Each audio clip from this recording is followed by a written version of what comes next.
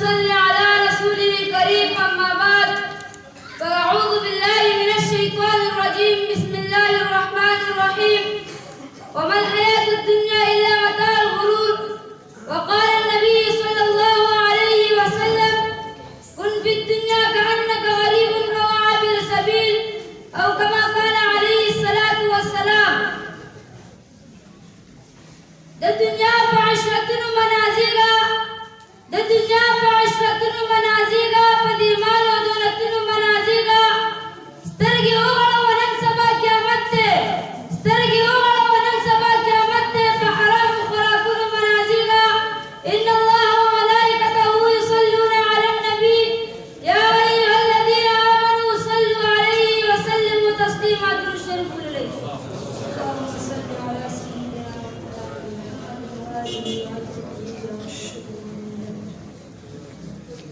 زمان مشرانو وكشرانو وزمان دار العلوم محمدية حبيبية غيرتمند ملقرو السلام عليكم ورحمة الله وبركاته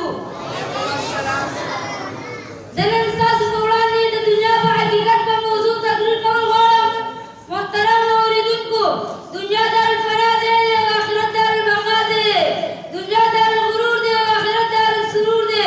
دنیا دار العمل دی او آخرت دار الجزاء دنیا متاع قلیل دی او آخرت متاع جلیل دی دا دنیا په ظاهر کې ښایسته ده چې څوک هم دې ته د محبت په نظر ګوري او وایي خپل محبت کې راګیر کړي څومره چې دنیا سره محبت زیاتېږي او دا دنیا ته سره لوبې کوي او دلته د دنیا ولدران جوړ کړي او د زړه او دماغونه دین اسلام محبت هیر کړي د رب کائنات ارشاد دی وما الحیات الدنیا الا متاع الغرور د دنیا زندګي دا سراسر د دوکي سامان دی شدی حیثیت عند الله د برخه د وزر برابر هم دی محترم اوریدونکو موږ تاسو ته معلومه چې د دنیا د امتحان دی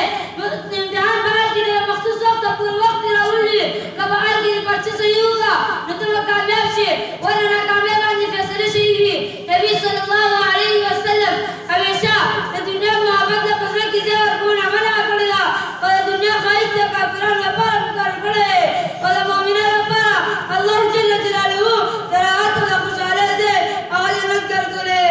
نبي صلی الله علیه وسلم وفرمایل الدنیا سجن المؤمن وجنة الکافر دنیا مؤمن دپاره کیدخانه ده او د کافر دپاره جنت دی لیکن کافران چې په دنیا کې څه کوي خپلې مرضۍ سره کوي څنګه به چې مؤمنان په جنت کې کوي سرکار دو عالم صلی الله علیه وسلم وفرمایل کن فی الدنیا کأنک غریب او عابر سبیل